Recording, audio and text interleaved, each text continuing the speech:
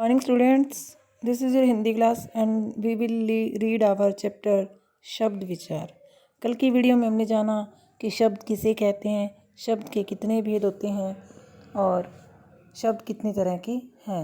उत्पत्ति के आधार पर हमने जाना कि शब्द 4 प्रकार के हैं: तत्सम, तद्भव, विदेशज और देशी शब्द। अर्थ के आधार पर हमने जाना कि शब्द जो हैं 4 तरह के होते हैं: एकार्थी, अनेकार्थी। एकार्थी जिन शब्दों का सिर्फ एक ही अर्थ होता है और अनेकार्थी नाम से स्पष्ट है जिन शब्दों के अनेक अर्थ निकलते हैं। आज हम जानेंगे समानार्थी यानी कि पर्यायवाची शब्दों के बारे में। समानार्थी या पर्यायवाची शब्द समान अर्थ रखने वाले समानार्थी या पर्यायवाची शब्द कहलाते हैं। जैसे अमृत, अमीय, अमी, पीयूष, सुधा। इस तरह से कपड़ा, वस्त्र, पट, चीर, घोड़ा, अश, तुरंग, हाय। नंबर 4 पर आते हैं विपरीतार्थक। अर्थ के आधार पर नंबर 4 पर हैं विपरीतार्थक यानी कि विलोम शब्द, एक दूसरे का उल्टा जिसको बोलते हैं। विपरीत अर्थ बताने वाले शब्दों को हम विपरीतार्थक या विलोम शब्द कहते हैं।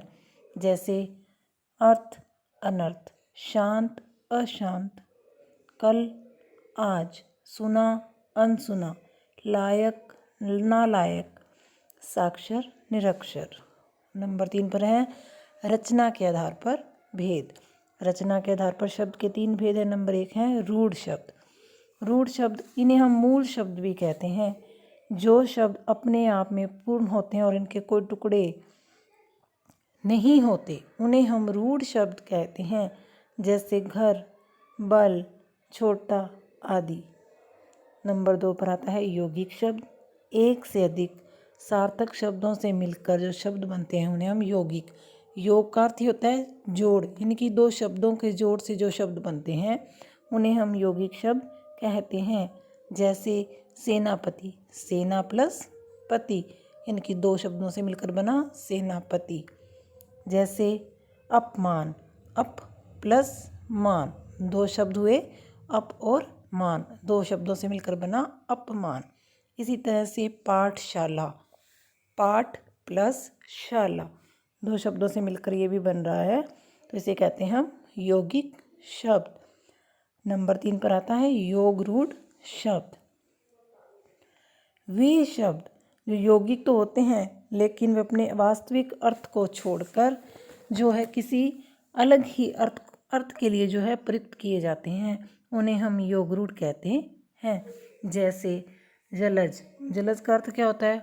वैसे तो जलज का अर्थ मछली भी होता है, जलज का अर्थ कमल भी होता है, यानी कि कमल का फूल, कीचड़ में उत्पन्न होना फील, लेकिन ये शब्द क्या है? रूढ़ शब्द है।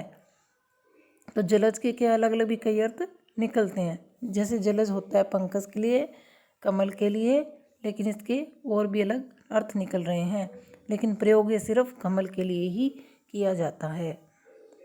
आगे आता है प्रयोग के आधार पर शब्द के भेद। प्रयोग के आधार पर शब्द को 2 वर्गों में बांटा जाता है। नंबर 1 है विकारी और नंबर 2 अविकारी शब्द। विकारी वे शब्द जिनके रूपों में लिंग के अनुसार, वचन के अनुसार, कारक के अनुसार परिवर्तन हो जाता है उन्हें हम विकारी शब्द कहते हैं। और नंबर 2 होता है अविकारी शब्द। वे शब्द जिनका लिंग, वचन, कारक के अनुसार कोई रूप परिवर्तन नहीं होता उन्हें हम बोलते हैं अविकारी शब्द। इस तरह से हमने जाना शब्द के बारे में। बाकी का हम नेक्स्ट की वीडियो में नेक्स्ट चैप्टर के बारे में पढ़ेंगे।